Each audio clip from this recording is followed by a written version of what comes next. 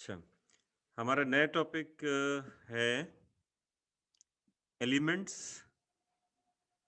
Integral over domain.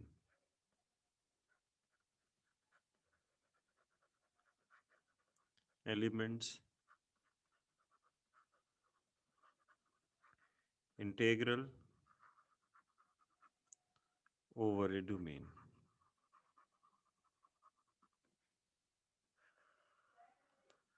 ये हमारा नया चैप्टर समझ लीजिए। तो सबसे पहले इसकी डेफिनेशन देखते हैं। Let a and b integral domain be integral domains with A contained in B, the element B belong to B is said to be an integral over A if it satisfies a polynomial equation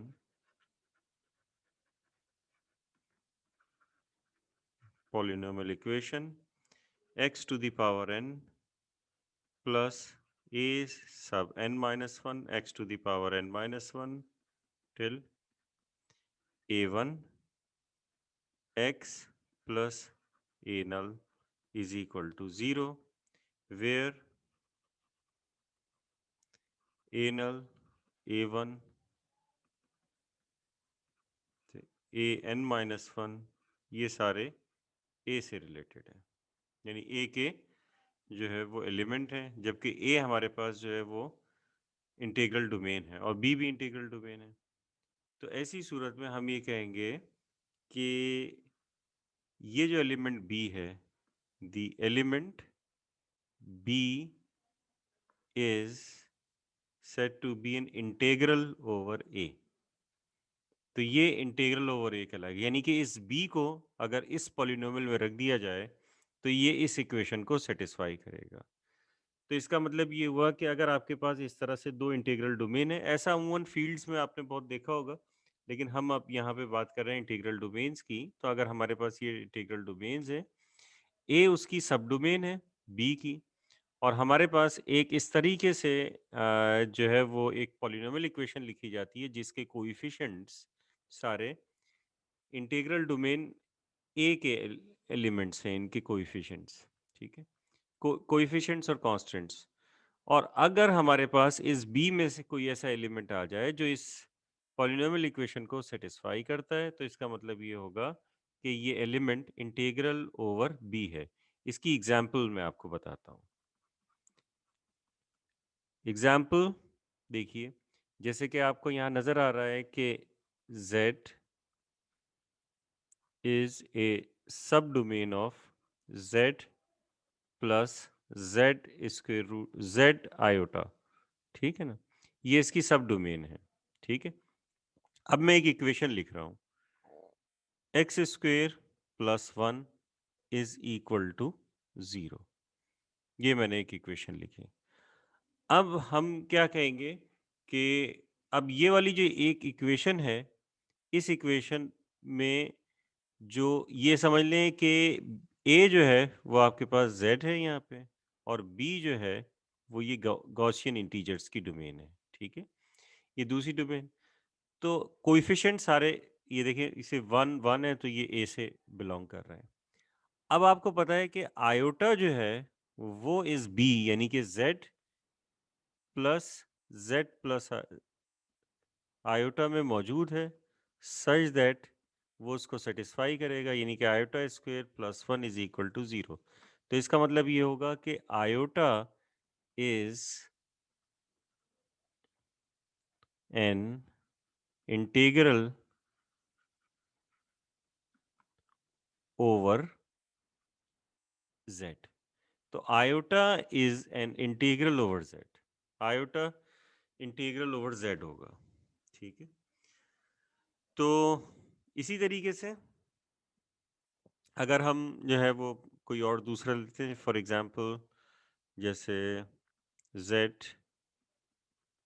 is a sub domain of z plus z square root of 3, ठीक है।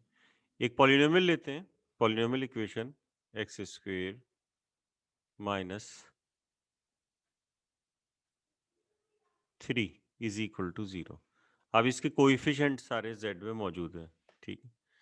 तो ये जो अच्छा ये जो polynomial हो ये हमेशा मोनिक होना चाहिए। मोनिक ये कि जो लीडिंग टर्म होती है, जो सबसे बड़े जो पार वाला वेरिएबल होती है उसका जो कोएफिशिएंट होता है वो हमेशा 1 होना चाहिए। अब इसके बाद देखिए कि इसके अंदर स्क्वायर रूट ऑफ 3 रखेंगे, तो स्क्वायर रूट ऑफ 3 का स्क्वायर 3, 3 माइनस 3 0, तो स्क्वायर रूट ऑफ 3 इसको सेटिस्फाई कर रहा है।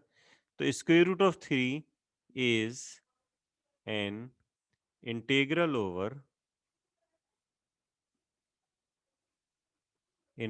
Over z। तो ये जैसे कि इसका मतलब ये है कि iota, square root of 3, square root of 2, ये सब इंटीग्रल ओवर z होंगे।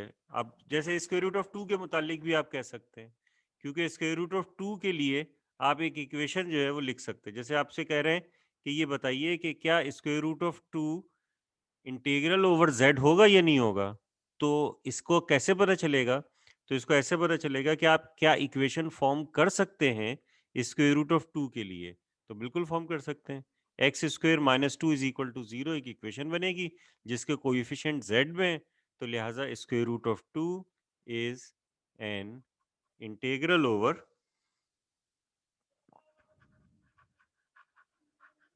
इंटीग्रल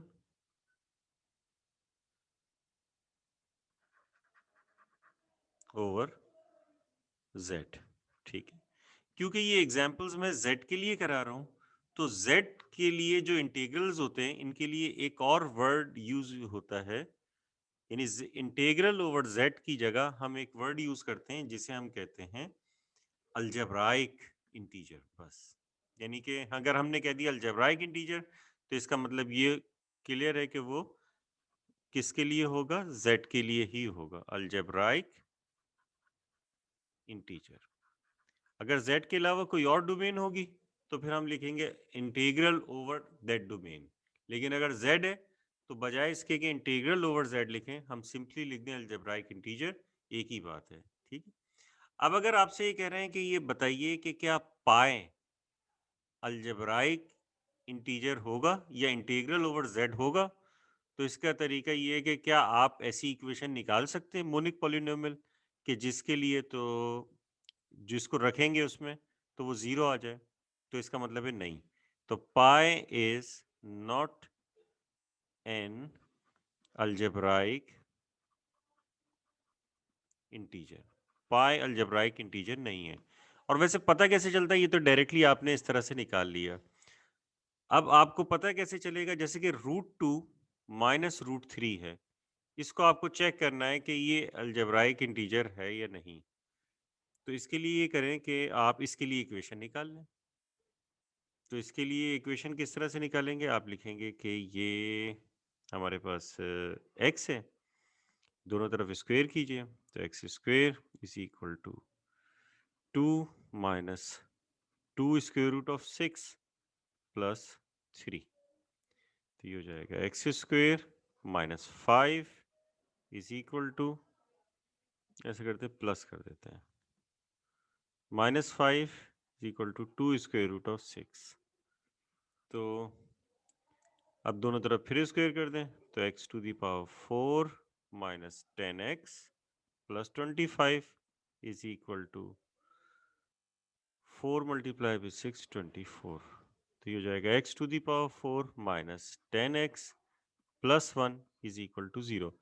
तो ये इक्वेशन हमें मिल रही है जो कि जिसके कोएफिशिएंट सारे z में मौजूद है। तो इसका मतलब ये हुआ कि square root of 2 plus square root of 3 is an algebraic integer. Algebraic integer लिख दें ये अलजेब्राइक ओवर z लिखते हैं, अलजेब्राइक इंटीजर। तो ये अलजेब्राइक इंटीजर है, ठीक है। अब इसी तरह से अगर आपसे ये कहा जाए कि क्या ये अलजेब्राइक इंटीजर होगा,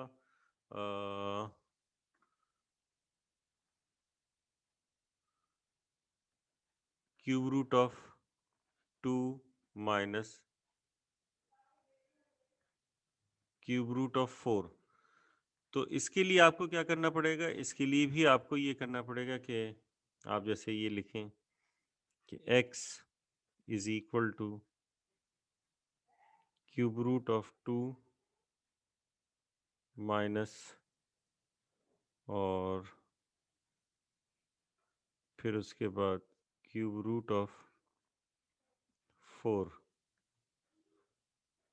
तो अब दोनों तरफ क्यूब कर दें, तो x cube is equal to, यहाँ क्यूब करेंगे तो ये 2 हो जाएगा, फिर माइनस, तो ये हो जाएगा -3, और इसका स्क्वायर होगा तो ये 4 हो जाएगा, और ये ऐसे ही आ जाएगा, 4 मल्टी, ठीक है। तो चलो ऐसे ही लिख देता हूँ, ये क्यूब रूट ऑफ 2 का स्क्वायर, फिर उसके बाद क्यूब रूट ऑफ 4, फिर प्लस, और ये आ जाएगा 3 cube root of 2 into cube root of 4, फिर उसके बाद प्लस,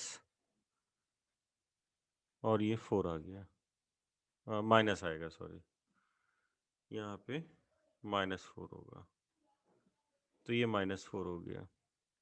अब ये हो जाएगा x cube is equal to, इन दोनों को ये हो जाएगा -2, और ये यहाँ से क्या कॉमन आ रहा है इन दोनों में से?